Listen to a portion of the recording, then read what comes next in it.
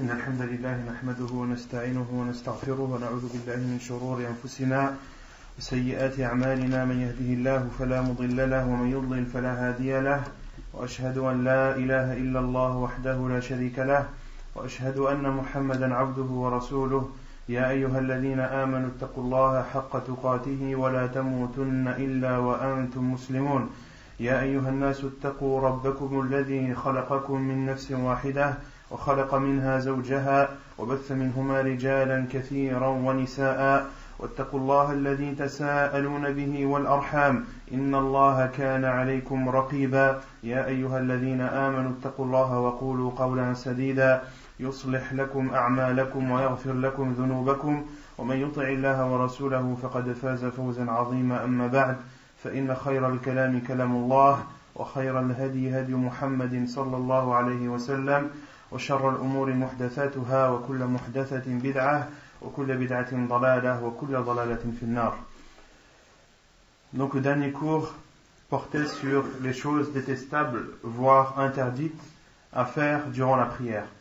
On avait cité 14 choses, ou plutôt l'auteur a cité 14 choses qui sont déconseillées et certaines interdites à accomplir pendant la prière. Quelle est la première de ces choses qu'on avait citées? Qui s'en rappelle?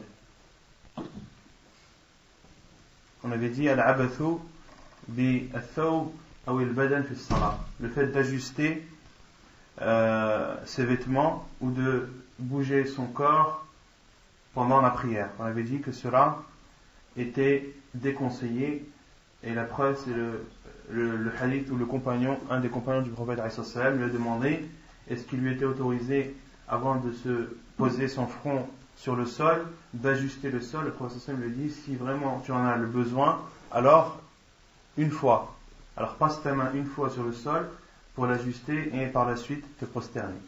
Les savants ont déduit qu'il était déconseillé de bouger, d'ajuster ses vêtements ou autres lorsque cela n'est pas nécessaire pendant la prière.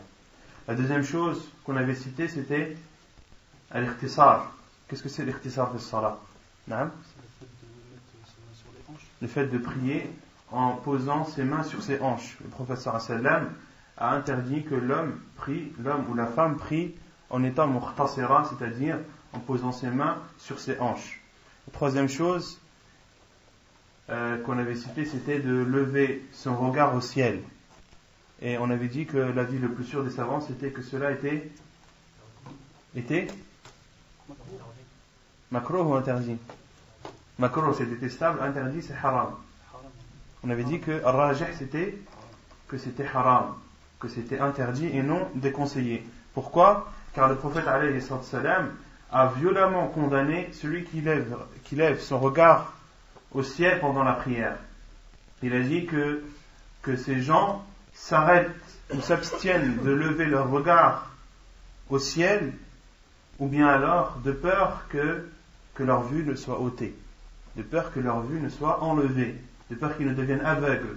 Et le prophète sallallahu alayhi wa sallam, s'il a mis en garde de cette façon, il n'a pas mis en garde sur une chose détestable, mais sur une chose interdite. La quatrième chose, c'était al-iltifat li ghayri haja, de bouger pendant la prière, de tourner sa tête sans besoin. Et Aïcha radhiyallahu anha a demandé au prophète sallallahu alayhi wa sallam sur celui qui tourne sa tête pendant la prière, et le Nabi sallallahu alayhi wa sallam lui a répondu innama huwa ikhtilasun yakhtalisuhu ash-shaytanu min salati al-'abd. C'est al-ikhtilas, on avait dit, c'est le fait de prendre quelque chose en cachette. Une personne qui tourne sa tête pendant la prière, eh bien le diable lui a pris de sa prière, a pris de la récompense de sa prière. Et on avait dit que al-iltifat, que le fait de se tourner se divisait en deux. Il y avait al-iltifatu bil badan ou al-iltifatu bil qalb, le fait de se détourner, de détourner son corps et de détourner son cœur, c'est-à-dire de ne pas être concentré, que les deux étaient déconseillés, et que al-iltifatu bil badan, de tourner son corps dans sa totalité, cela annule la prière. Pourquoi? Car en tournant ton corps dans sa totalité, en le déviant de la direction de la qibla, tu as porté atteinte à une des conditions de la prière qui est de se diriger en face de la Qibla. À partir du moment où ton corps n'est plus dirigé en face de la Qibla, eh bien, ta prière est annulée. Et le fait de tourner sa tête, Cheikh Al-Albani rahimahullah considère que cela est interdit, car le diable vole de ta prière, et les autres savants, la plupart des savants disent que cela est déconseillé et makruh, comme le dit Cheikh Ibn Uthaymin rahimahullah ta'ala. La cinquième chose, c'était de regarder les choses qui peuvent distraire la personne. On avait cité le hadith où le prophète sallam avait prié et qu'il portait un vêtement avec des traits blancs. Et le prophète sallam, une fois sa prière finie, a demandé à ce qu'on rende cette tunique à Abu Jahl, celui qui lui avait offert, et de lui apporter sa tunique qui ne portait pas de relief, ni de motif.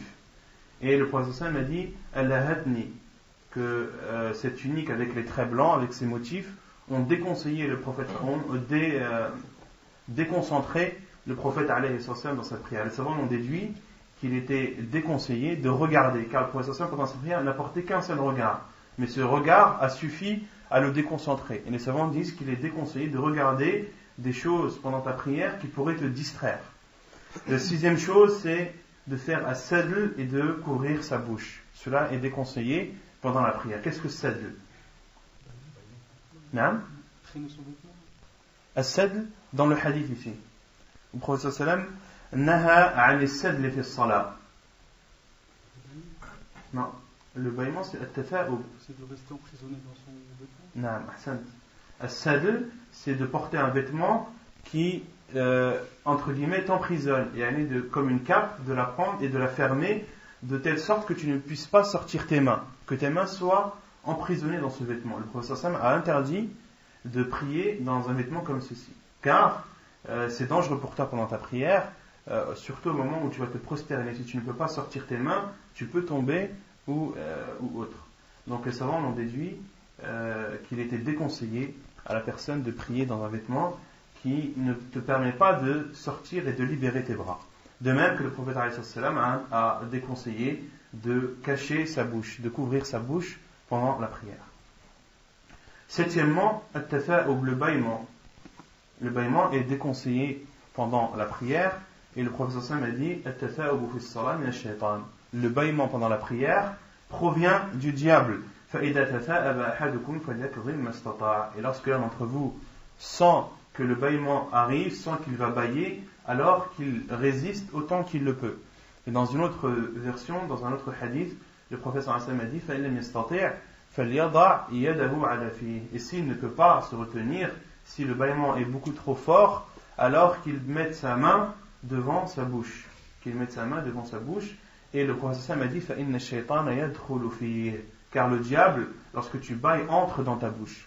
Et on avait cité un autre hadith du prophète alayhi salam qui parle du bâillement en général et non pas pendant la prière. Un hadith où le prophète sallam a dit qu'Allah subhanahu wa ta'ala aime l'éternuement et déteste le bâillement. Et lorsque l'un d'entre vous sent qu'il va bâiller, qu'il se retienne autant qu'il le peut, car le diable, car en bâillant, le diable se moque de toi et rigole sur toi. Pourquoi? Car une personne, lorsqu'elle bâille, son visage se déforme et cela fait rire, entre guillemets, et fait rire le diable. Donc ne laisse pas le diable, ne donne pas cette opportunité à Shaitan de rire sur toi, et essaie de résister autant que tu le peux. Et si tu ne peux pas, alors mets ta main devant ta bouche comme nous l'a enseigné le prophète alayhi salam, afin que le diable ne puisse pas y entrer. Et le fait de pousser un cri en même temps, est-ce que c'est un fondement ou... Allahu a'lam. Allahu a'lam, l'adri. Huitièmement, al-busaq ou jihat al-qibla. Le huitièmement, c'est le fait de cracher en direction de la qibla ou à sa droite. Ici, l'auteur a considéré cela comme étant déconseillé, mais on avait vu que l'avis le plus sûr, c'était que cela était interdit. Quelle est la preuve qu'on avait citée? Non?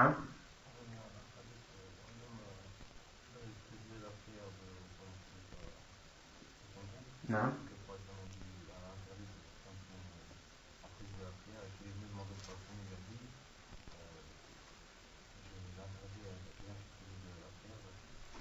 Non. Non, accent. Pas insulter, porter atteinte. Donc la preuve, c'est le hadith où le prophète sallam a vu un homme présider la prière devant les gens de sa tribu, et le prophète sallam a regardé cet homme, et cet homme pendant sa prière a craché en direction de la qibla pendant sa prière. Le prophète sallam a ordonné à son peuple de ne plus laisser présider la prière. Et lorsque cet homme a voulu représider la prière suivante, les gens l'ont arrêté. Ils l'ont dit de ne pas présider. Il a demandé qui vous a dit cela. Ils ont dit c'est le prophète sallallahu alayhi wa sallam. Il est parti voir le prophète alayhi wa sallam et il a dit est-ce que c'est vrai que tu as dit à mon peuple de ne plus me laisser présider? Il lui a dit na'am, oui, je l'ai dit. فَإِنَّكَ آذَيْتَ اللَّهَ وَرَسُولَهُ, car tu as porté atteinte à Allah et à son envoyé en crachant en direction de la qibla pendant ta prière. Donc les savants ont déduit que cela était interdit. Et d'autres savants ont utilisé l'autre hadith où le prophète sallam dit lorsque l'un d'entre eux prie, Allah subhanahu wa ta'ala est devant lui, qu'il ne crache pas ni devant lui, ni à sa droite, mais qu'il crache à sa gauche ou en dessous de son pied. En dessous de son pied gauche. 9e, tashbikul asabi', entremêler ses doigts pendant la prière, cela est déconseillé, car le prophète sallam a dit lorsque l'un d'entre vous fait ses ablutions chez lui, puis se rend à la mosquée, qu'il n'entremêle pas, et le prophète sallam a dit il est en prière, qu'il n'entremêle pas ses doigts. Donc le fait d'entremêler ses doigts comme ça pendant la prière est déconseillé, même pour celui qui sort de chez lui, qui a fait ses ablutions et qu'il sort, il est en prière. On l'avait dit aussi, de même pour celui qui dans la mosquée attend la prochaine prière, il est considéré comme étant en prière, il lui est donc déconseillé aussi d'entremêler ses doigts. 10e, d'attacher ses cheveux ou de plier ses vêtements.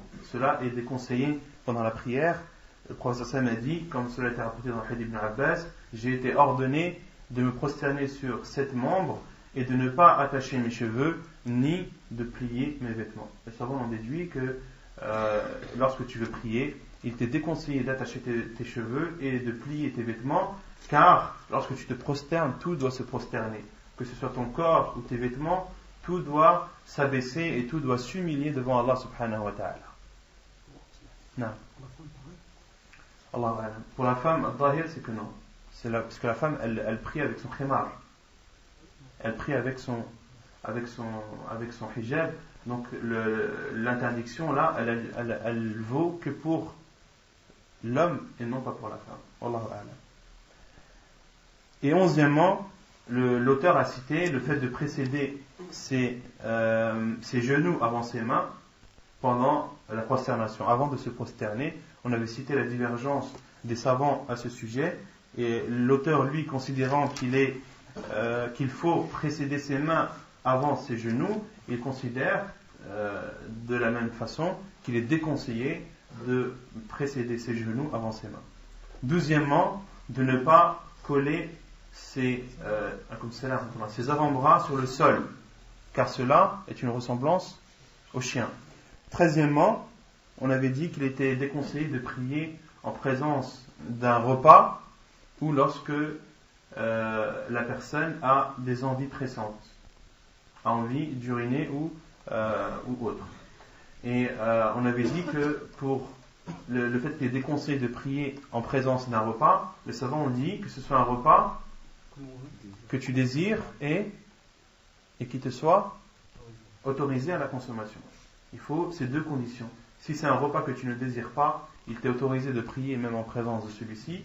Et si c'est un repas qui ne t'est pas autorisé, qui n'est pas halal, soit qui n'est pas halal, ou soit que toi tu es en état de jeûne, donc tu ne peux pas le consommer, alors il t'est autorisé de prier en présence de ce repas. Et on avait dit, et qu'il ne prie pas aussi lorsqu'il est poussé des deux orifices. Et les savants ont dit que cela était déconseillé pour ceux qui considèrent al-khushu', c'est-à-dire le fait d'être craintif en prière comme étant une sunna mu'akkada, et c'est l'avis de la plupart des savants. Mais quant à ceux qui considèrent que le khushu', d'être concentré et d'être craintif pendant sa prière, c'est une obligation, ils considèrent que de prier dans cet état annule la prière. Et les savants ont dit que le fait de ressentir ne rend pas déconseillé la prière dans ce cas-là. Et le fait que tu ressentes que tu veuilles uriner ou autre, et ce ressenti ne rend pas ta prière déconseillée. Ce qui rend ta prière déconseillée, c'est al-mudafa'a. Le prophète alayhi sallam a dit wala wa huwa yudafi'uhu al-akhbathan, lorsque qu'il y a une poussée. Lorsqu'il y a une poussée, lorsque vraiment c'est quelque chose qui te déconcentre et c'est quelque chose de pressant. Dans ce cas, il t'est déconseillé de faire la prière. Et les savants ont parlé aussi sur le fait de celui qui, avant de commencer sa prière, n'avait pas d'envie pressante, mais a eu ses envies pressantes pendant la prière. Car le prophète sallam, dans le hadith, nous déconseille de commencer la prière alors qu'on a ses envies pressantes. Mais pendant la prière, les savants ont dit la personne a le choix. Soit elle continue sa prière, ou bien alors elle sort et arrête sa prière. Et on avait dit que Cheikh Ibn Uthaymin avait dit que le mieux pour celui qui a des envies pressantes qui interviennent ou qui apparaissent pendant la prière, c'est de quitter la prière. De quitter la prière, cela est la chose la plus préférable. Wallahu a'lam. Et la 14e chose, c'est de précéder l'imam dans ses mouvements. Cela est déconseillé ou haram. Cela est haram. L'auteur a considéré que cela était déconseillé, mais l'avis le plus sûr, c'est que cela est interdit. C'est haram, pourquoi ? Car le prophète sallallahu alayhi wa sallam a dit que l'un d'entre vous n'a-t-il pas peur lorsqu'il laisse sa tête avant celle de l'imam, qu'Allah transforme sa tête en tête d'âne, ou bien alors qu'il transforme son apparence en une apparence d'âne. Et le prophète sallallahu alayhi wa sallam n'a pu mettre en garde de cette façon sur une chose déconseillée, mais sur une chose interdite. Wallahu a'lam. طيب يقول المؤلف ما يباح فعله في الصلاة. Donc l'auteur continue et parle du chapitre qu'il a intitulé ce qui est autorisé de faire pendant la prière. Ce qui est autorisé de faire pendant la prière. Et il y a une règle pendant la prière, comme l'a dit Cheikh Ibn Uthaymin rahimahullah, al-aslu an la yataharraka al-insanu fi salatihi illa ma kana min jinsiha aw maslahatiha. La règle pendant la prière, c'est que tu ne dois pas bouger, tu ne dois pas faire de mouvements, si ce n'est les mouvements qui sont propres à la prière ou des mouvements que tu fais pour préserver ta prière. C'est la règle. En islam, la personne lorsqu'elle prie, elle ne doit pas bouger, sauf les mouvements qui sont propres à la prière, comme un ruku', comme un sujoud, comme le fait de lever les mains, etc. Ou bien des gestes que tu fais pour préserver ta prière, pour qu'elle soit bonne. Des actes que tu serais amené à faire et qui permettent de préserver ta prière et du fait qu'elle soit valide. Et le prophète alayhi salam a dit uskunu fi salah. Uskunu fi salah, c'est-à-dire soyez serein pendant vos prières. Soyez serein pendant votre prière. Et Cheikh Al-Albani rahimahullah a expliqué ce hadith en disant ay la tata'ataw fi salah harakatin la taliqu wa la tatanasab ma'a al-khushu' wa as-sukun fi salah. C'est-à-dire ne faites pas, soyez serein pendant la prière, c'est-à-dire ne faites pas des gestes et des mouvements qui ne sont pas en concordance avec la prière et avec le fait d'être craintif pendant celle-ci. Donc la règle c'est cela. Awalan, donc la première chose qu'il est autorisé de faire, al-mashyu li haja, de marcher en cas de besoin. عن عائشة قالت كان رسول الله صلى الله عليه وسلم يصلي في البيت والباب عليه مغلق فجئت فاستفتحت فمشى ففتح لي ثم رجع إلى مصلاه ووصفت أن الباب في القبلة حديث حسن رواه أبو داود والنسائي. Quelle est la preuve qu'il est autorisé de marcher en cas de besoin? La preuve est le hadith de Aïcha radhiyallahu anha qui dit que le prophète sallallahu alayhi wa sallam priait dans sa maison. La porte était fermée. Le prophète sallallahu avait fermé la porte. Je suis arrivé et je lui ai demandé de m'ouvrir la porte. Et le prophète sallallahu a marché et m'a ouvert la porte. Puis puis est revenu à l'endroit où il priait. وَوَصَفَتْ أَنَّ الْبَابَ فِي الْقِبْلَةِ. Et Aïcha radiallahu anha a informé que la porte était en direction de la Qibla. Donc dans ce hadith, les savants ont déduit qu'il est autorisé de marcher en cas de besoin. Lorsque tu pries chez toi et que quelqu'un frappe à la porte et que personne ne peut lui ouvrir dans la maison, il t'est autorisé de t'avancer pour ouvrir cette porte, à condition de ne pas te dévier de la direction de la Qibla. Car Aïcha a informé que la porte était en direction de la Qibla. Et les savants ont dit, même si la porte est à droite ou à gauche, il t'est autorisé de l'ouvrir tant que tu ne dévies pas de la direction de la Qibla. Wallahu a'lam. Et dans ce hadith, le prophète est revenu, il a ouvert la porte, puis est revenu. Il est revenu en marchant en arrière, toujours en étant en direction de la Qibla. Donc si tu as une porte qui est derrière toi par exemple, tu peux reculer, l'ouvrir, à ta droite tu peux faire 2-3 pas, l'ouvrir tout en restant en direction de la Qibla. Deuxièmement, haml as-sabi, de porter un enfant.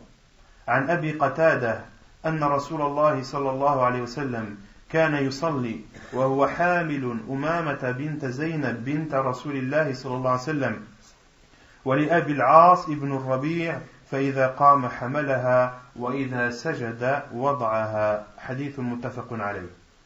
Donc de porter un enfant, cela est autorisé pendant la prière. La preuve est le hadith d'Abu Qatada qui dit que le prophète sallallahu alayhi wa sallam priait en portant Umama bint Zaynab. Umama bint Zaynab, c'était sa petite-fille, la petite-fille du prophète alayhi salam, qui s'appelait Umama, la fille de Zaynab, la fille du prophète sallam, Zaynab, et de Abu al-As ibn Rabi'. Abu al-As ibn Rabi' qui était le gendre du prophète alayhi salatu wassalam. Le gendre du prophète alayhi salatu wassalam qui s'est converti tardivement. Et ils étaient déjà mariés avant l'arrivée de l'islam. Et lorsque le prophète sallallahu alayhi wa sallam est parti à Médine, il a appelé sa fille Zaynab radiyallahu anha et l'a séparée de Abu al-As ibn Rabi' car il n'était pas musulman. Et lorsqu'il s'est converti tardivement, un peu avant Am al-Fath, un peu avant l'année de la victoire, le prophète alayhi salam a rendu sa fille à Abu al-As ibn Rabi' en considérant le premier mariage. En considérant le premier mariage, et le prophète sallam n'a pas fait un nouveau acte de mariage. Et donc le prophète sallam portait Umama, sa petite fille, pendant la prière. Lorsqu'il se levait, il la prenait, et lorsqu'il voulait se prosterner, il la posait. Alayhi salatu wassalam. Et il a fait de même avec Al-Hassan, radiallahu anhu, avec son petit-fils Al-Hassan, le fils de Ali ibn Abi Talib, radiallahu anhu. Et beaucoup de hadiths citent cela, entre autres que le prophète sallam avait prié en portant Al-Hassan, et que dans une de ses prosternations, Al-Hassan, radiallahu anhu, est monté sur le dos du prophète sallam, ce qui a fait que le prophète sallam a allongé sa prosternation au point que les compagnons s'inquiétaient et qu'un des compagnons a levé sa tête pendant la prosternation pour voir le prophète sallam, pour voir s'il allait bien, s'il ne lui était rien arrivé, et puis s'est reprosterné. Et c'est lui qui a vu que Al-Hassan était sur le dos du prophète sallam. Et les autres compagnons, lorsque le prophète sallam a terminé sa prière, ont demandé: oh envoyé d'Allah, pourquoi est-ce que dans telle prosternation tu as allongé, tu as tardé pendant cette prosternation? Et le prophète sallam a dit: Al-Hassan était monté sur son dos et je ne voulais pas le déranger, je ne voulais pas le précipiter. Troisièmement, thalithan qatlul aswadayn, de tuer les deux choses noires. عن أبي هريرة رضي الله عنه أن رسول الله صلى الله عليه وسلم أمر بقتل الأسودين في الصلاة العقرب والحية. Donc les deux noirs, c'est-à-dire le scorpion et le serpent. La preuve est le hadith d'Abu Hurayra radiyallahu anhu qui dit que le prophète sallallahu alayhi wa sallam a ordonné de tuer les deux noirs, al-aswadayn fi salah, pendant la prière, al-aqrab wal-hayya, le scorpion et le serpent. Hadith authentique rapporté par Ibn Khuzayma. Donc dans ce hadith, le prophète sallallahu alayhi wa sallam a ordonné, les savants ont dit هذا الأمر للاستحباب, a ordonné, c'est-à-dire de façon préférentielle. Ce n'est pas une obligation, mais c'est préférable. Amara biqatl al-aswadayn, il a ordonné de tuer les deux noirs, les deux choses noires qui sont le scorpion et le serpent. Et les savants ont dit, le prophète sallallahu alayhi wa sallam a utilisé le terme noir car c'est ce qui est le plus courant chez les scorpions et chez les serpents, c'est qu'ils sont de couleur noire, c'est ce qui est le plus répandu. Cela ne nie pas sur le fait que si tu vois un scorpion qui n'est pas noir ou un serpent qui n'est pas noir, de ne pas le tuer pendant la prière. Non. Et le prophète sallallahu alayhi wa sallam a dit al-aqrab wal-hayya, le scorpion et le serpent. Et cela, quelle que soit la nature ou quelle que soit la taille ou l'âge de ces deux choses, que ce soit un petit scorpion ou un grand, que ce soit un petit serpent ou un grand, que ce soit un scorpion qui est dangereux ou non dangereux, que ce soit un serpent qui soit dangereux ou non, le prophète sallallahu alayhi wa sallam a dit al-aqrab wal-hayya, le scorpion et le serpent. C'est-à-dire, quelle que soit la sorte ou quel que soit le type de scorpion ou de serpent, il t'est autorisé de le tuer. Et les savants ont déduit aussi qu'il est autorisé de tuer tout ce qui pourrait te nuire. Il est autorisé de tuer pendant la prière tout ce qui peut te nuire à ta santé, nuire à ta vie, etc. Et cela n'est pas propre uniquement aux scorpions et aux serpents. Le prophète sallallahu alayhi wa sallam a cité le scorpion et le serpent car ce sont les deux choses, les deux animaux qui sont le plus répandus, et qui peuvent porter atteinte à la personne qui prie. Non. C'est que les animaux, ça peut tenir sur un être humain, peut tenir aussi un serpent. Non, même si quelqu'un tout ce qui peut te nuire. Ça on dit tout ce qui peut te nuire, même si c'est une personne qui veut te faire du mal, tu as le droit de lui répondre. Et concernant le serpent, on en déduit de ce hadith, le prophète sallallahu alayhi wa sallam a dit de tuer les serpents. Mais il y a d'autres hadiths où le prophète alayhi wa sallam nous interdit de tuer les serpents présents dans les maisons.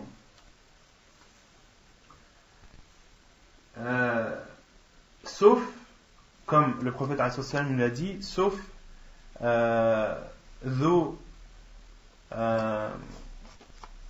do at-tufyatayn et al-abtar. Il y a sauf deux types de serpents que le prophète sallallahu alayhi wa sallam nous a autorisé de tuer quel que soit l'endroit où il se trouve. C'est le serpent d'ot-tufyatayn, c'est-à-dire le serpent qui a deux traits blancs sur son dos, qui a deux traits blancs. Et ça on dit al-tufyatayn et l'abtar, celui qui a une petite queue. Le serpent qui a une petite queue et le serpent qui a deux traits blancs sur son dos, il nous est autorisé de les tuer, même s'ils sont dans les maisons. Pourquoi? Car le professeur Hassan a dit فَإِنَّهُمَا يَخْطِفَانِ الْبَصَرِ وَيَسْتَقِطَانِ الْحَبْلِ, car ils portent atteinte à la vue et sont les causes de fausses couches. Ces deux types de serpents, le professeur Hassan a dit qu'ils portent atteinte à la vue et qu'ils sont responsables de fausses couches. Les savants ont dit qu'ils portent atteinte à la vue, c'est-à-dire que ces serpents, il y a plusieurs explications. Soit ces serpents, lorsqu'ils attaquent, ils attaquent les yeux en premier. Et d'autres savants ont dit non. Lorsque ton regard croise le regard de ce serpent, cela porte atteinte à ta vue. C'est une spécificité qu'Allah subhanahu wa ta'ala a donnée à ce type de serpent. Il suffit que ton regard croise le sien pour que ta vue soit atteinte. Et c'est l'avis que les savants ont le plus soutenu. Et ils ont dit, et cela est comparable à celui qui a l'ayn, celui qui a l'ayn, celui qui a le mauvais œil. Il y a suffisamment qu'il te regarde pour te porter atteinte, sans qu'il n'y ait de lien direct entre toi et lui. Et les savants ont dit que ce type de serpent a aussi cette spécificité qu'Allah subhanahu wa ta'ala leur a accordée. Et وَيَسْتَقِطَانِ الْحَبْلِ, et qu'ils sont la cause de fausses couches, c'est-à-dire que les femmes, lorsqu'elles voient ce type de serpent, elles sont prises par une peur qui en général sont la conséquence, ou qui ont pour conséquence que cette femme enceinte fasse une fausse couche. Donc les savants ont autorisé, le professeur sallam a ordonné de tuer ces deux types de serpents, qu'ils soient dans la maison ou non. Et quant aux serpents présents dans les maisons, le prophète alayhi salam nous a ordonné de le défier ou de le mettre en garde 3 fois. La sunna du prophète sallallahu alayhi wa sallam, lorsque tu trouves un serpent chez toi, c'est de lui dire de sortir 3 fois, de le menacer 3 fois, de parler directement à ce serpent, de lui dire sors de ma maison, sors de ma maison, sors de ma maison, ou de lui dire tu n'es pas le bienvenu ici, ou tu portes atteinte aux gens de cette maison. Et le prophète sallallahu alayhi wa sallam a dit de parler, de faire en sorte que ce serpent se sente mal à l'aise et de lui parler directement. Et pourquoi? Car il se peut que ce serpent soit un djinn. Il se peut que ce serpent soit un djinn. Et en lui disant de sortir 3 fois, il va comprendre. Ce serpent va comprendre. Si c'est un djinn, il va comprendre et partira. Et si ce n'est pas un djinn, et le prophète a dit, s'il ne part pas, faqtuluhu. Si au bout de 3 fois, ce serpent ne part pas, alors tue-le, car c'est soit un serpent ordinaire, ou bien alors, comme le prophète a dit, ou bien alors c'est un diable.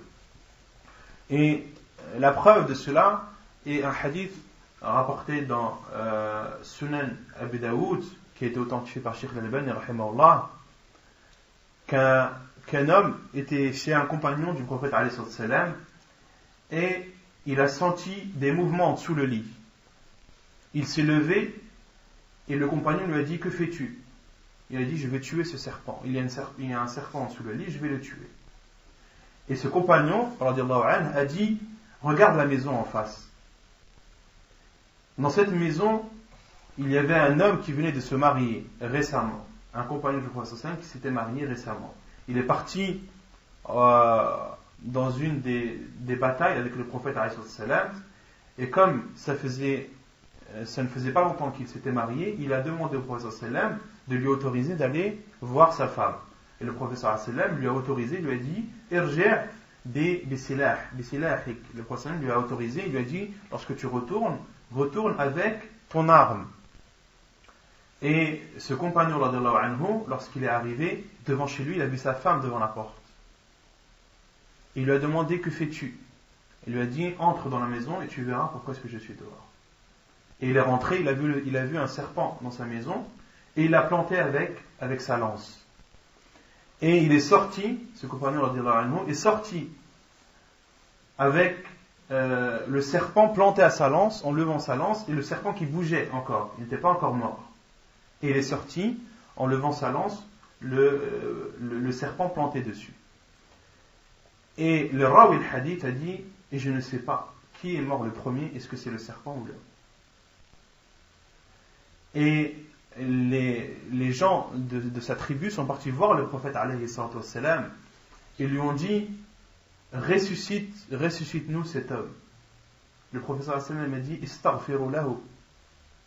Le prophète sallam leur a dit, demandez-lui le pardon, c'est-à-dire que le ressusciter c'est une chose impossible. La seule chose que vous pouvez pour cet homme, c'est de lui demander le pardon. C'est la seule chose de profitable que vous pouvez lui offrir. Et le prophète sallam a dit, qu'il y a un groupe de djinns qui s'est converti à Médine. Lorsque l'un d'entre vous voit un serpent chez lui, qu'il le mette en garde 3 fois. S'il part, sinon tuez-le. Et les savants ont dit que cet homme, lorsqu'il a tué ce serpent, ce compagnon radiyallahu anhu, lorsqu'il a tué ce serpent, il a tué un djinn musulman. Et les djinns musulmans ont appliqué la loi du talion sur lui. Il a tué quelqu'un parmi eux, ils l'ont tué. Et Rawi al-Hadith a dit, Fala adri, je ne sais pas qui est mort le premier, est-ce que c'est le serpent ou l'homme? Donc il faut faire attention lorsque l'un d'entre nous voit un serpent chez lui, qui lui parle. Et il ne faut pas se dire, mais comment est-ce que je parle à un animal? Il ne va pas me comprendre. Bien sûr qu'il va te comprendre. Et personnellement, j'ai vécu ça, pas avec un serpent, mais avec des fourmis, car le prophète sallallahu alayhi wa sallam, dans un hadith Ibn Abbas, rapporté dans Abu Daoud, le prophète sallallahu alayhi wa sallam a interdit de tuer 4 choses, 4 bêtes ou 4 animaux. An-nahla, an-namla, wal-nahla, wal-hudhud, wal-surad. Le prophète sallallahu alayhi wa sallam nous a interdit de tuer les fourmis, de tuer les abeilles, de tuer al-hudhud, qui est la huppe, et de tuer al-surad, as-surad qui est la pie. L'oiseau, la pie, en islam, il nous est interdit de la tuer. Et parmi les choses qu'il nous est interdit de tuer, les bêtes, les insectes, il y a la fourmi. Et moi personnellement, au Maroc, dans la maison de mon oncle, il y avait un mur qui était recouvert de fourmis. Quelque chose d'impressionnant, subhanallah. Le mur recouvert de fourmis. Et connaissant ce hadith du prophète sallallahu alayhi wa sallam qui nous interdit de tuer les fourmis, mon oncle leur a parlé. Il a parlé aux fourmis, il leur a dit rentrez chez vous. Rentrez chez vous, vous nous faites du mal, vous nous dérangez, on ne veut pas vous tuer, rentrez chez vous, laissez-nous tranquilles. Et subhanallah, les fourmis qui recouvraient le mur, petit à petit, ils sont tous rentrés dans un même trou. J'ai vu de mes propres yeux le mur se vider de fourmis. Toutes les fourmis sont rentrées, il n'en restait plus une seule. Subhanallah. Il y a quelque chose d'impressionnant, subhanallah. Le fait de leur parler en arabe, de leur dire Utrulu masakinakum, rentrez chez vous, de leur parler dans une autre langue, elles comprennent, subhanallah. Et en leur disant rentrez, elles rentrent. Et les savants ont dit que de tuer les fourmis, cela est interdit sauf si elles nuisent à la personne. Si les fourmis nuisent à la personne, l'empêchent de dormir par exemple, ou mangent de sa nourriture, ou dérangent les personnes présentes dans la maison, les savants disent qu'il est autorisé de les tuer. Par exemple, lorsqu'elles bouchent un chemin, lorsqu'elles empêchent de passer et que le seul moyen est de les tuer, alors tue-les. Et avant de les tuer, utilise tous les moyens que tu peux. Et si tu peux utiliser des produits qui peuvent empêcher les fourmis de rentrer chez toi, utilise ce produit avant de les tuer. C'est le conseil que les savants disent. Et concernant al-hudhud et as-surad, la huppe et la pie, les savants ont dit car les animaux qui nous sont interdits de tuer, il nous est interdit également de les consommer. Comme le prophète sallallahu nous a interdit le prophète sallallahu nous a interdit de tuer la grenouille. Et les savants ont déduit qu'il était interdit de manger la viande de grenouille. Sauf un seul insecte qui nous est à la fois interdit de tuer, mais qui nous est autorisé à la consommation, qui est le criquet.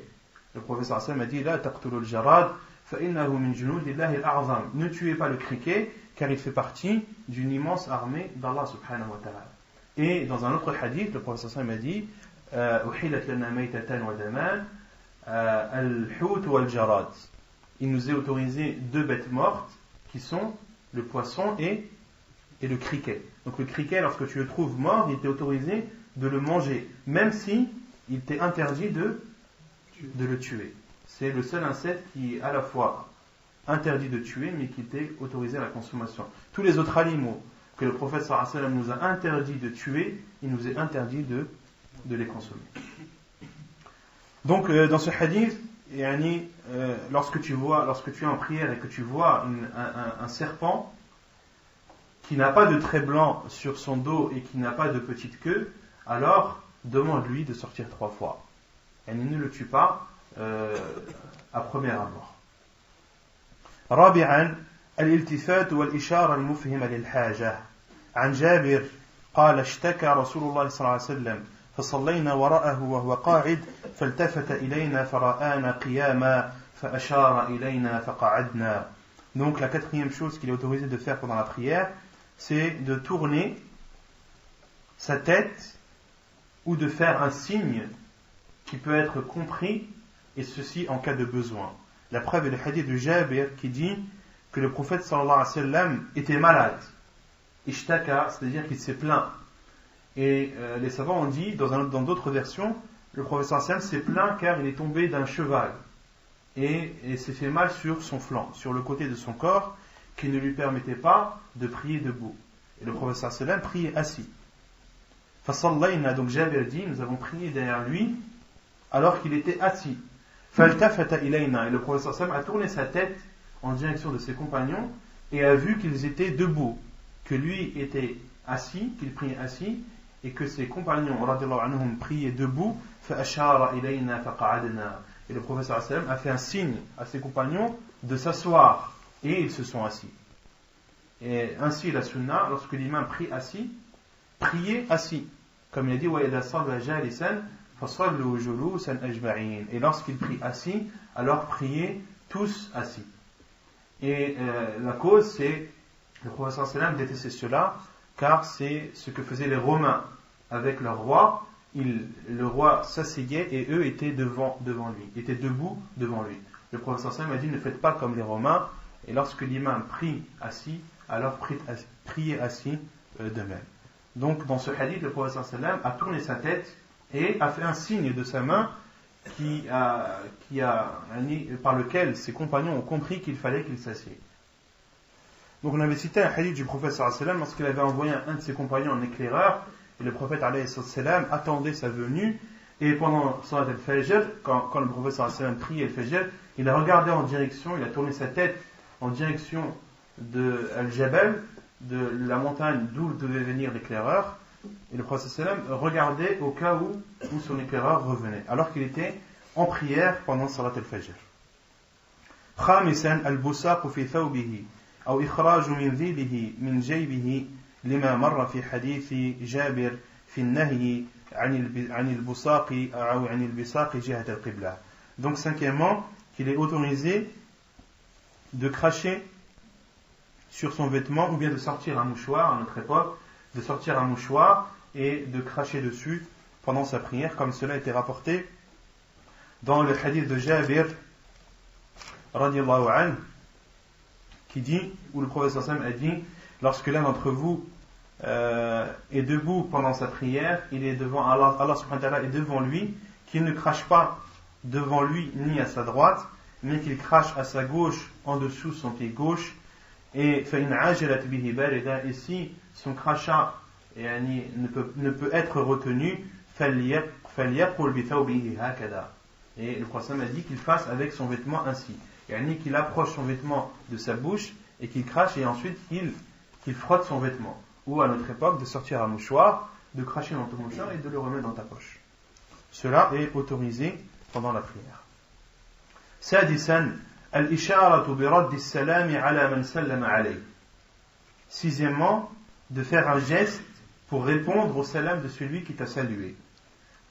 عن عبد الله بن عمر قال خرج رسول الله صلى الله عليه وسلم إلى قبى يصلي فيه فجاءته الأنصار فسلموا عليه وهو يصلي قال فقلت لبلال كيف رأيت رسول الله صلى الله عليه وسلم يرد عليهم حين كانوا يسلمون عليه وهو يصلي قال يقول هكذا وبسط كفه وبسط جعفر بن عون كفه وجعل بطنه أسفل وجعل ظهره إلى فوق حديث حسن صحيح رواه أبو داود. Selon Abdullah ibn Umar qui dit, le prophète sallallahu alayhi wa sallam est sorti à Quba pour y prier.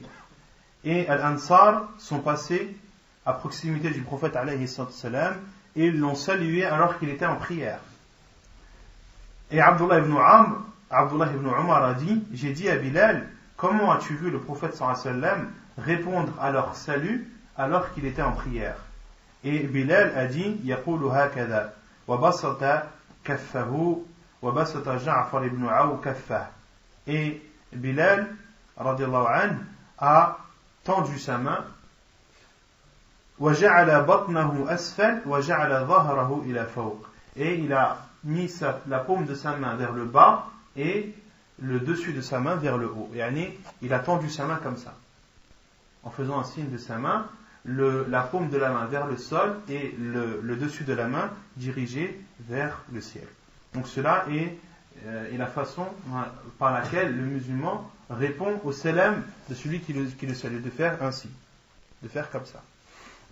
Il y a d'autres riwayats, d'autres versions du hadith où le prophète sallallahu alayhi wa sallam a répondu au salam en faisant un signe de sa tête, en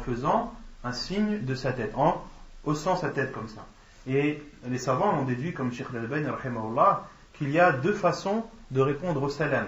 Soit tu réponds au salam en tendant ta main, la paume vers le sol et le dessus vers le ciel, ou bien alors de faire un mouvement de ta tête. Et Cheikh Al-Albani dit, et cela dépend de la situation dans laquelle tu te trouves, et cela dépend de celui qui t'a salué, d'où il vient. Est-ce qu'il vient de devant toi ou est-ce qu'il vient de derrière toi? S'il vient de devant toi, alors réponds-lui en faisant le mouvement de ta main, car il le verra. Et s'il vient de derrière toi, alors fais un mouvement de ta tête, car il le verra. Et si une personne te salue, entre de derrière toi, et que toi tu lui réponds en faisant un mouvement de ta main, est-ce qu'il va avoir ta main? Il ne va pas avoir ta main. Et le but, c'est que quand tu réponds à quelqu'un, c'est qu'il voit que tu lui réponds. Et Cheikh Al-Albani dit dans ce cas, fais un mouvement de ta tête, car il verra ta tête. Et s'il vient de devant toi, et que tu réponds en faisant un mouvement de ta main, alors il verra ta main, et ainsi tu auras appliqué les 2 sunnas du prophète, alayhi salatu wassalam. Le mouvement de la tête, Il se fait comme ça. juste En baissant la tête et en la relevant. Et pour le salam, est-ce que c'est que quand la qaïm Non, n'importe quel moment de la prière. Le rad salam, il n'y a pas de posture bien précise. Tu peux très bien lever ta main quand tu es en sujoud, quand tu es entre les 2 sujouds, etc. C'est pas propre lorsque la personne est debout. Non. Même pendant tes shahud. Même pendant tes shahud. Non. Le prophète sallallahu alayhi wa sallam, il n'y a rien qui dit wa huwa qa'im. Dans les hadiths, wa huwa yusalli. Alors que le prophète sallallahu alayhi wa sallam priait. Il n'a pas dit que le prophète sallallahu alayhi wa sallam était debout en prière. Non. Par rapport à la salat, c'est une surrogatoire. Que ce soit un fard ou un nafl, que ce soit une prière surérogatoire ou que ce soit une prière obligatoire, cela est autorisé dans les 2 cas. سابعا تسبيح الرجال وتصفيق النساء لأمر يحدث في الصلاة. Donc, septièmement, la 7e chose qui est autorisée pendant la prière, c'est de dire Subhanallah pour les hommes et de frapper les mains pour les femmes lorsqu'une chose intervient ou lorsqu'un fait intervient pendant la prière. عن سهل بن سعد أن النبي صلى الله عليه وسلم قال يا أيها الناس ما لكم حين نابكم شيء في الصلاة أخذتم في التصفيق إنما التصفيق للنساء من نابه شيء في صلاته فليقل سبحان الله فإنه لا يسمعه أحد حين يقول سبحان الله إلا التفت. حديث متفق عليه. Selon Sahl ibn Sa'd, qui rapporte que le prophète sallallahu alayhi wa sallam a dit: ô vous les gens, qu'avez-vous lorsqu'une chose intervient pendant la prière? Qu'avez-vous lorsqu'une chose intervient pendant la prière? Qu'avez-vous à frapper vos mains? Innama at-tasfiqu lin-nisa. De frapper sur ses mains, de frapper ses mains est une chose propre aux femmes. Man nabahu shay'un fi salati. Lorsque quelque chose intervient pendant ta prière ou survient pendant ta prière, qu'ils disent Subhanallah. Lorsque quelque chose provient ou intervient pendant ta prière, dis Subhanallah, فإنه لا يسمعه أحد حين يقول سبحان الله إلا التفت. Car en disant Subhanallah, tous ceux qui t'entendront seront interpellés par ton tasbih. Le simple fait que tu dis Subhanallah va suffire pour que l'imam ou les gens soient interpellés par ton tasbih. Donc les savants ont déduit que de frapper des mains est propre aux femmes lorsque quelque chose survient pendant la prière et que pour les hommes ils doivent dire Subhanallah. ثامنا الفتح على الإمام. 8e, c'est de souffler l'imam, de souffler à l'imam. عن ابن عمر أن النبي صلى الله عليه وسلم صلى صلاة فقرأ فيها فلبس عليه فلما انصرف قال لأبي أصليت معنا؟ قال نعم. قال فما منعك؟ حديث صحيح رواه أبو داود. Donc de souffler à l'imam pendant sa prière lorsqu'il se trompe dans sa lecture ou lorsqu'il est bloqué. La preuve est le hadith d'Ibn Omar qui dit que le prophète sallallahu alayhi wa sallam a prié une prière et a lu et s'est falubisa alayhi. Le prophète sallallahu alayhi wa sallam s'est trompé ou a confondu des versets. Falamman saraf, lorsque le prophète sallallahu alayhi wa sallam a fini sa prière et qu'il est parti, il a dit à Ubay ibn Ka'b, qui était un des compagnons du prophète sallallahu alayhi wa sallam qui connaissait le Coran par cœur, et le prophète sallallahu alayhi wa sallam a dit à Ubay, As-sallayta ma'ana, as-tu prié avec nous? Il lui a dit oui. Et le prophète sallallahu alayhi wa sallam a dit Fama mana'ak, qu'est-ce qui t'a empêché? Autrement dit, qu'est-ce qui t'a empêché de me souffler et de m'aider dans ma lecture pendant la prière lorsque je me suis arrêté? Donc les savants ont déduit qu'il était autorisé de souffler à l'imam lorsqu'il se trompe pendant la lecture de sa prière. تاسعا غمز رجل النائم. Neuvièmement, de toucher ou de tâter le pied de celui qui dort. La preuve, عن عائشة قالت كنت أمد رجلي في قبلة النبي صلى الله عليه وسلم وهو يصلي فإذا سجد غمزني فرفعتها فإذا قام مددتها. Selon Aïcha radhiyallahu anha a dit, j'avais allongé mes pieds en direction de la qibla du prophète sallallahu alayhi wa sallam alors qu'il était en prière. Et dans une autre version, dans l'endroit où il se prosterne. فإذا سجد غمزني فرفعتها. Et lorsque le prophète sallallahu alayhi wa sallam voulait se prosterner, il touchait les pieds de Aïcha, les tâtait, les palpait pour qu'elle les enlève. Et elle dit, lorsque le prophète sallallahu alayhi wa sallam se prosternait, Ramazani farafa'tuha, il me touchait les pieds et je les levais. Wa idha qama madattuha, et lorsque il se levait, je rallongeais mes pieds. Et dans une autre version de ce hadith, walaysa fil bayti masabih. Et Aïcha a dit dans une autre version, il n'y avait pas dans la pièce de lampe. Et ceci se produisait dans le noir. Hadith authentique rapporté par Al-Bukhari et Muslim. Donc, il était autorisé, si tu pries et qu'une personne dort et ses pieds t'empêchent de te prosterner, il était autorisé de tapoter ses pieds, de les bouger pour le réveiller et qu'il les enlève. Cela est autorisé pendant la prière. عاشرا مقاتلة من أراد المرور بين يدي المصلي. De repousser celui qui veut passer devant le prieur. عن أبي سعيد قال سمعت النبي صلى الله عليه وسلم يقول إذا صلى أحدكم إلى شيء يستره من الناس فأراد أحد أن يجتاز بين يديه فليدفع في نحره فإن أبى فليقاتله فإنما هو شيطان. Donc selon Abu Saïd qui dit, j'ai entendu le prophète sallallahu alayhi wa sallam dire, lorsque l'un d'entre vous prie vers une chose qui le préserve des gens, c'est-à-dire vers une sutra, et que quelqu'un veut passer devant lui, qu'il le repousse au niveau de son cou, s'il refuse, qu'il le combatte, car c'est un diable.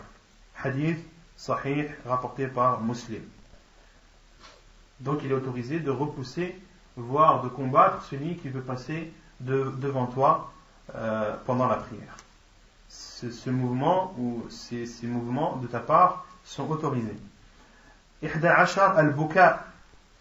عن علي قال ما كان فينا فارس يوم بدر غير المقداد ولقد رأيتنا وما فينا إلا نائم إلا رسول الله صلى الله عليه وسلم تحت شجرة يصلي ويبكي حتى أصبح.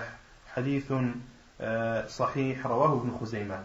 Donc la 11e chose, c'est le fait de pleurer. Cela est autorisé pendant la prière. La preuve est le hadith de Ali radiyallahu anhu qui dit que le jour de la bataille de Badr, il n'y avait comme éclaireur que Al-Miqdad ibn al-Aswad. Et Ali ibn Abi Talib dit, et ceci après la bataille de Badr, les compagnons radiyallahu étaient extrêmement fatigués. Et le prophète sallallahu avait participé à cette bataille, et Ali radiyallahu anhu a dit, وَلَقَدْ رَأَيْتُنَا وَمَا فِينَا إِلَّا نَائِمٌ. Et je regardais, et je nous regardais, et il n'y avait parmi nous que des personnes qui dormaient. Ali radiyallahu anhu dit, tout le monde dormait de fatigue, tout le monde était fatigué. Parmi les compagnons du prophète alayhi salam, illa Rasulullah, sauf le prophète alayhi salam, tahta shajaratin, qui était sous un arbre, yusalli wa yabki hatta asbah. Et le prophète sallam priait et pleurait jusqu'au lendemain, jusque l'heure de subh.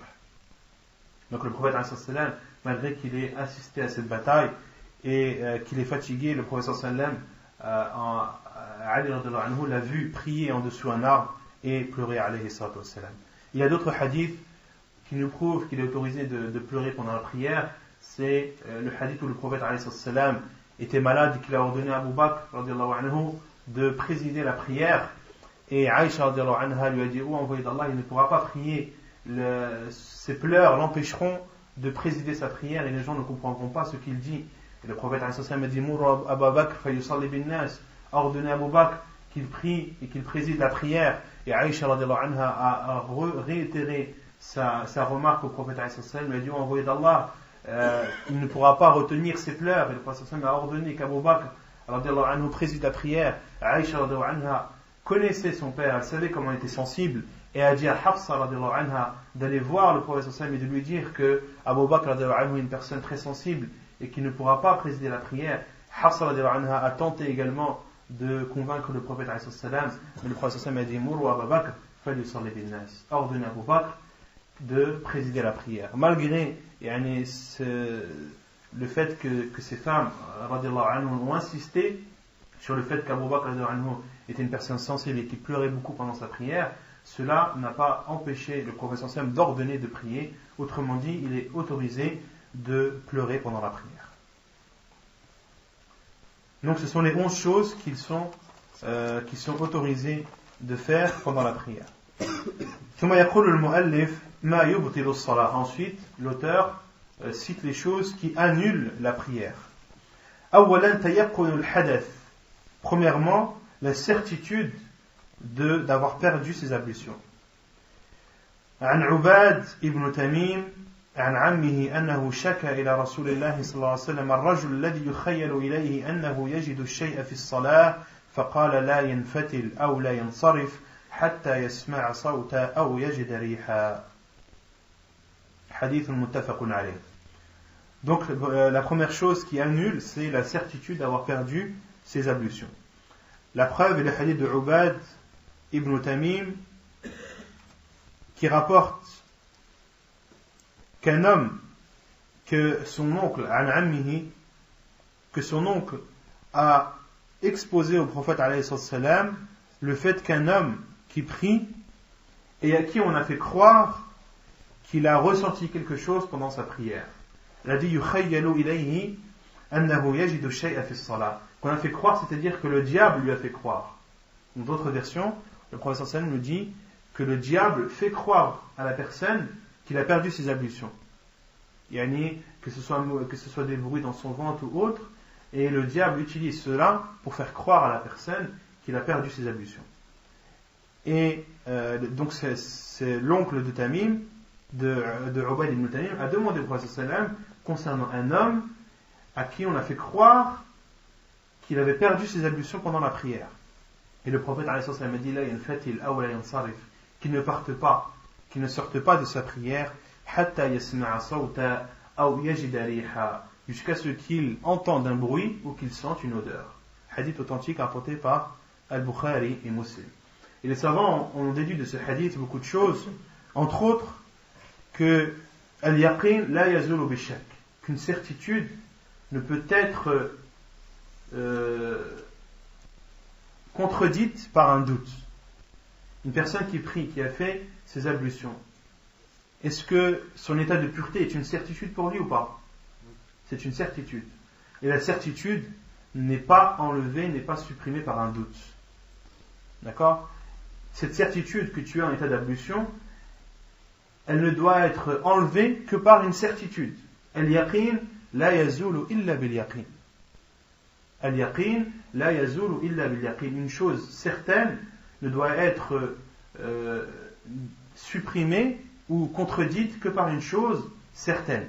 Et le prophète alayhi salam, lorsqu'il a dit qu'il ne partait pas jusqu'à ce qu'il entende un bruit ou qu'il sente une odeur, ce n'est pas une condition. Le prophète alayhi salam a dit cela pour montrer et pour insister sur le fait que si la personne en est sûre et certaine, et tu peux très bien être sûr et certain d'avoir perdu tes ablutions sans sentir d'odeur ni d'entendre de bruit. Les sourds, est-ce qu'ils entendent? Ils n'entendent pas. Une personne qui n'a plus le sens de l'odorat. Il y a des personnes qui n'ont plus le sens de l'odorat. Ils n'ont plus cette capacité de différencier les odeurs. Donc, le fait de restreindre ce hadith uniquement à entendre un bruit et sentir une odeur, c'est une erreur. Les savants disent c'est une erreur. Et il faut comprendre ce hadith, c'est la certitude. À partir du moment où tu es certain, que ce soit par un bruit, par une odeur ou par autre chose, mais que tu es certain, alors sors de ta prière et va refaire tes ablutions. Si tu n'es pas certain, base-toi sur ta certitude qui est que tu as tes ablutions et que tu es en état de pureté. Wallahu a'lam.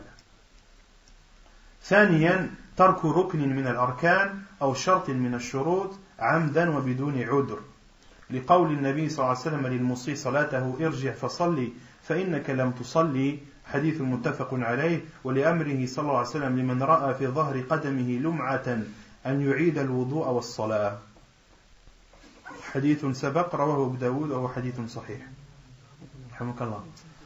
Donc la deuxième chose qui annule la prière, c'est de délaisser un pilier ou de délaisser une condition. Et je ne sais pas pourquoi l'auteur ici a dit volontairement. Car on avait vu que même celui qui délaisse un pilier involontairement, sa prière elle est batila.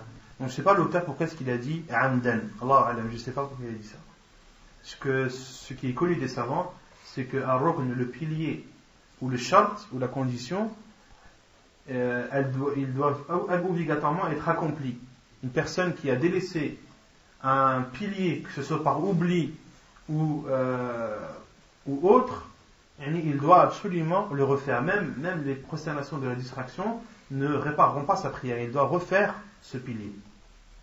Et il faut rajouter aussi pour celui qui délaisse une chose obligatoire volontairement. Celui qui délaisse une chose obligatoire volontairement, cela annule sa prière. La preuve est le hadith où le prophète sallallahu alayhi wa sallam a dit à cet homme qui a mal accompli sa prière, irji' fasalli fa innaka lam tusalli. Retourne faire ta prière car tu n'étais pas en train de prier. Et également, ce qui prouve que lorsque tu délaisses une condition de la prière, cela annule ta prière, c'est lorsque le prophète sallallahu alayhi wa sallam a ordonné à cet homme, lorsque le prophète sallallahu alayhi wa sallam a vu dans son pied un endroit qui n'était pas atteint par l'eau. Le prophète sallallahu alayhi wa sallam lui a ordonné de refaire ses ablutions et de refaire sa prière. Hadith authentique rapporté par Abu Daoud. ثالثا الأكل والشرب عمدا. Troisièmement, le fait de boire et de manger volontairement. Cela annule la prière. قال ابن المنذر أجمع أهل العلم على أن من أكل أو شرب في الصلاة الفرض عامدا أن عليه الإعادة وكذا في صلاة التطوع عند الجمهور لأن ما أبطل الفرض يبطل التطوع. Donc la preuve que le fait de manger et de boire volontairement pendant la prière annule celle-ci, c'est l'unanimité des savants. Comme l'a dit Ibn al-Mundhir, les savants sont unanimes sur le fait que celui qui mange ou qui boit pendant sa prière, pendant une prière obligatoire, volontairement, qu'il doit la recommencer. وَكَذَا فِي صَلَاةِ التَّطَوُّعِ. Et de même pour la prière surérogatoire, selon la plupart des savants, لِأَنَّ مَا أَبْطَلَ الْفَرْضِ يُبْطِلُ التَّطَوُّعِ. Car ce qui annule une prière obligatoire annule également une prière surérogatoire. Donc il y a l'unanimité des savants pendant la prière obligatoire. Celui qui mange ou qui boit pendant une prière obligatoire volontairement, sa prière est annulée. Et si on vous demande quelle est la preuve, quelle est la preuve? C'est quoi la preuve?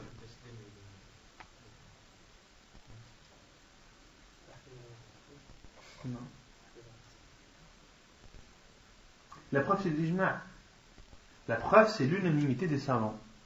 L'unanimité des savants c'est une preuve en islam. En islam, les preuves, il y a Al-Qur'an, le Coran, il y a la Sunna, il y a l'ijma' et il y a le qiyas.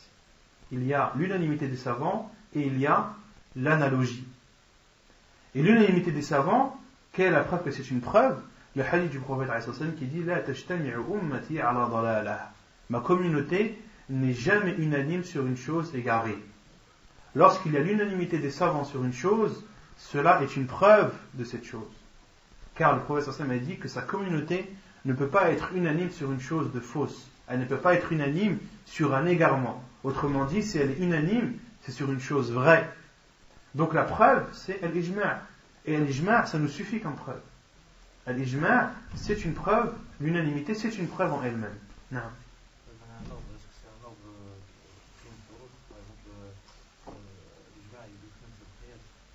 Non, l'ijma' il prime sur le qiyas. L'ijma' il prime sur le qiyas. Et le qiyas c'est l'analogie. C'est la dernière, mais elle est énormément utilisée. Al-Qiyas, l'analogie, est énormément utilisée. Par exemple, Allah subhanahu wa ta'ala a dit وَلَا تَقُلْ لَهُمَا أُفٍّ. Il ne leur dit pas ouf, en parlant des parents. Est-ce qu'il est autorisé de les frapper? C'est quoi la preuve? C'est le degré le plus bas. Ouais, mais c'est quoi la preuve? C'est l'analogie. Al-Qiyas.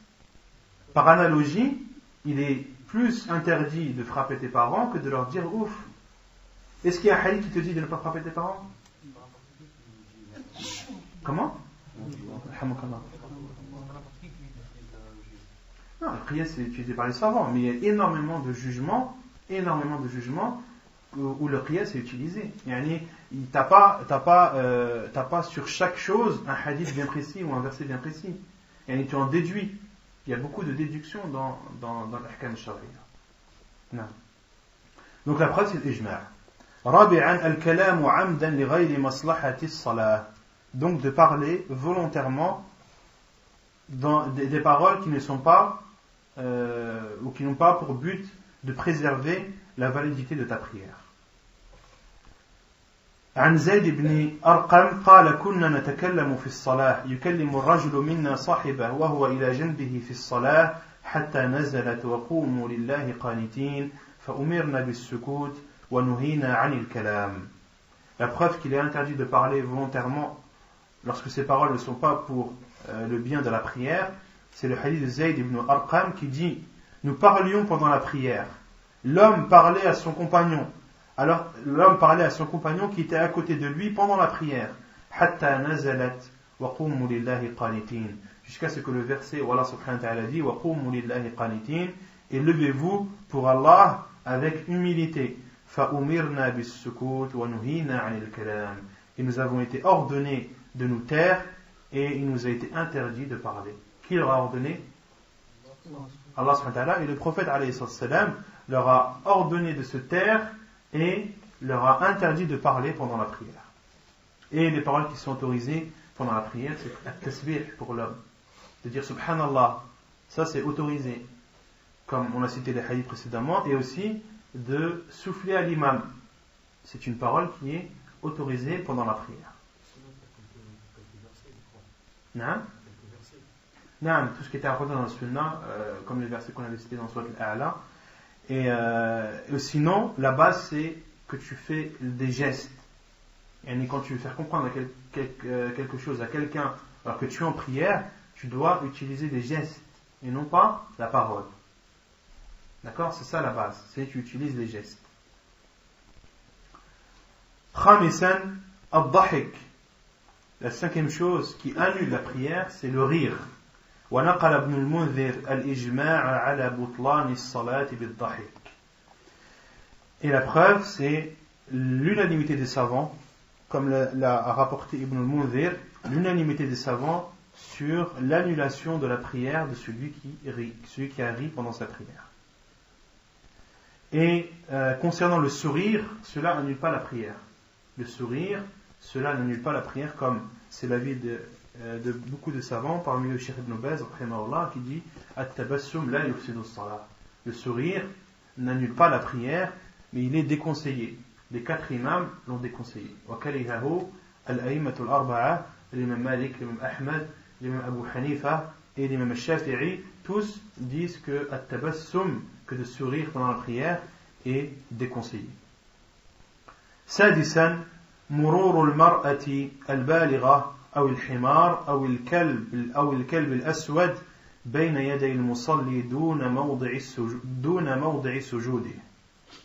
Donc sixièmement, l'auteur dit le passage d'une femme pubère, d'un âne ou d'un chien noir devant le prieur دون موضع سجوده, entre eux, avant l'endroit où il pose son front. Avant l'endroit où il pose son front. Qu'est-ce que vous pensez de cette phrase de l'auteur? Il dit ce qui annule la prière, la sixième chose qui annule la prière, c'est le fait qu'une femme pubère passe devant toi, ou bien un âne, ou bien un chien noir, qu'il passe devant le prieur avant l'endroit où il se prosterne. Ahsant. Et l'auteur n'a pas dit إذا لم يصلي إلى سترة. Parce que celui qui prie vers une sutra et qu'une femme pubère passe devant lui, est-ce que cela annule sa prière? Non. Parce qu'il a mis une sutra. Et l'auteur n'a pas précisé ça.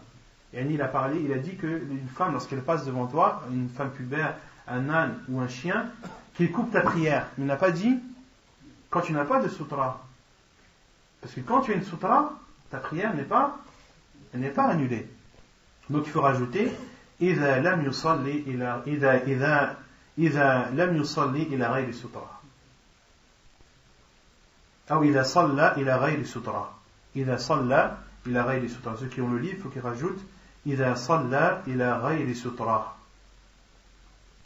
مرور المرأة البالغة أو الحمار أو الكلب الأسود بين يدي المصلي دون موضع سجوده إذا صلى إلى غير سترة.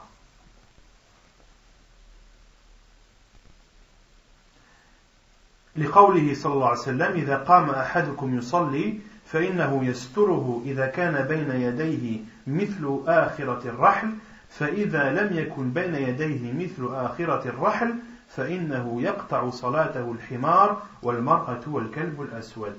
حديث سبق وهو حديث صحيح. Et la preuve, et le hadith, vous verrez, il est très clair, c'est la parole du prophète alayhi salatu wassalam qui dit lorsque l'un d'entre vous se lève pour prier, le préserve sa prière lorsqu'il a devant lui un obstacle qui a la taille de la selle d'un chameau, du dossier de la selle d'un chameau. On avait dit c'était une hauteur d'une coudée.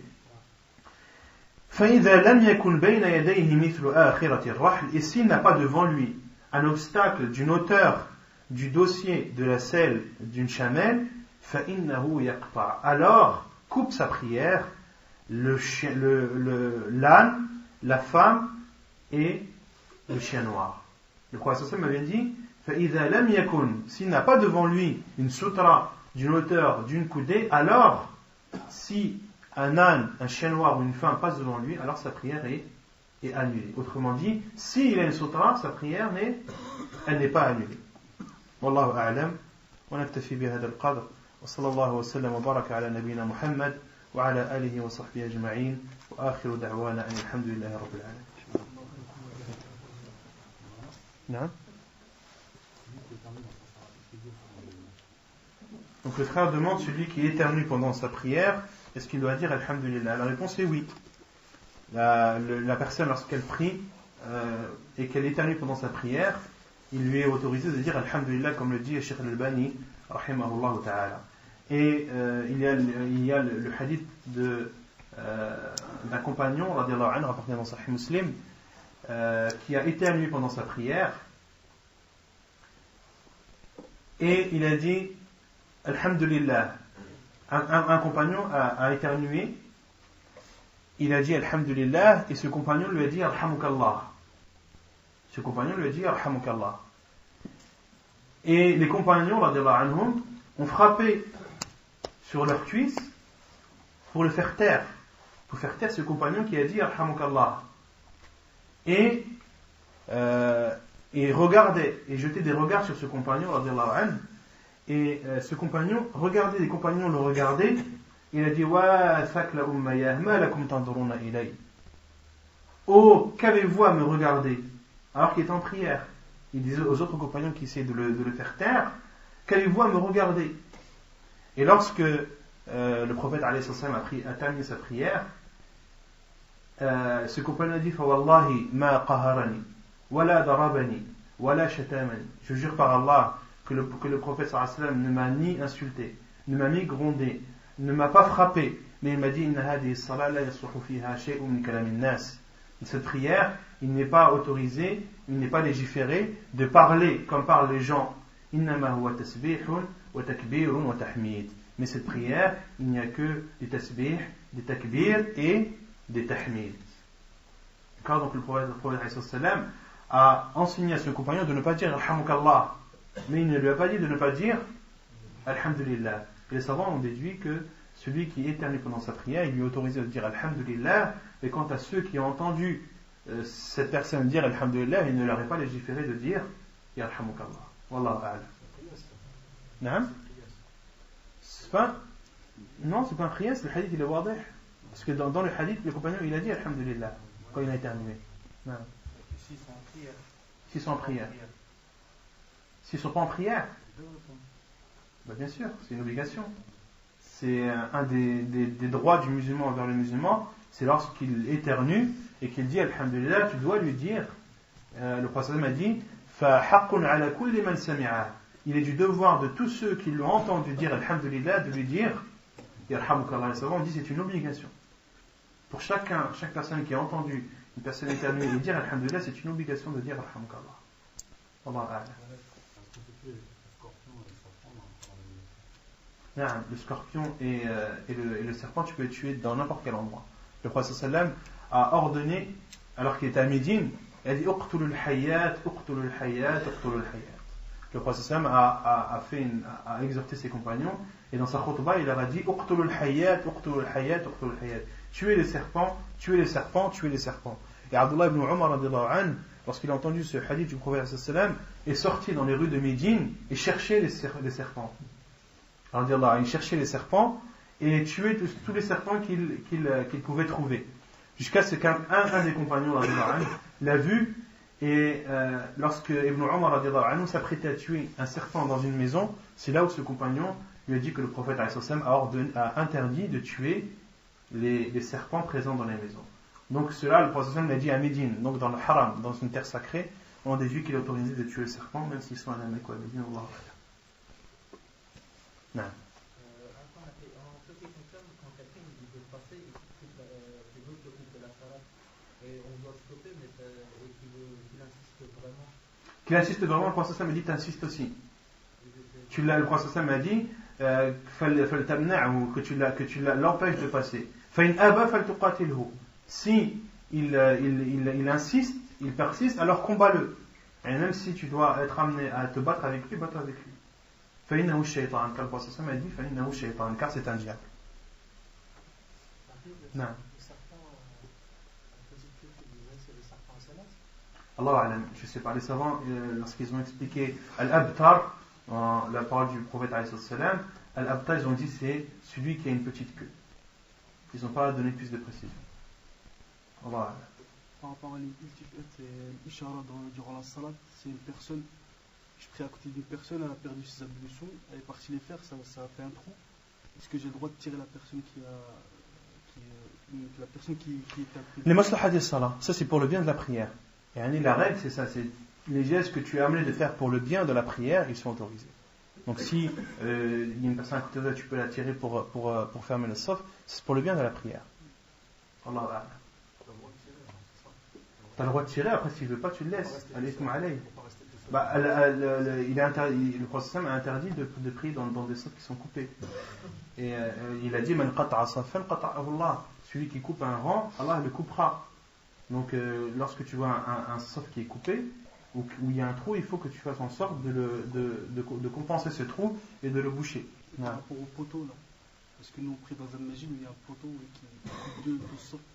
Concernant les poteaux, les compagnons disaient nous étions poussés de saf qui contenaient des poteaux.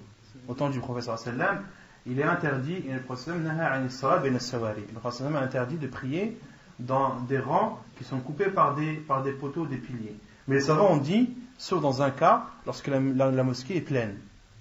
Lorsque la mosquée est pleine, les savants disent tous, comme Cheikh Al-Albani, Cheikh Ibn Baz, Cheikh Ibn Uthaymin, disent tous qu'il est autorisé de prier dans un saf qui est coupé par des piliers lorsque la mosquée est pleine et qu'il n'y a pas d'autre endroit où prier. Mais sinon, dans une mosquée qui n'est pas pleine, tu ne dois pas prier dans un saf qui est coupé par des piliers. Wallahu a'lam. C'est bon? Subhanakallahumma wa bihamdika ashhadu an la ilaha illa anta astaghfiruka wa atubu ilayk.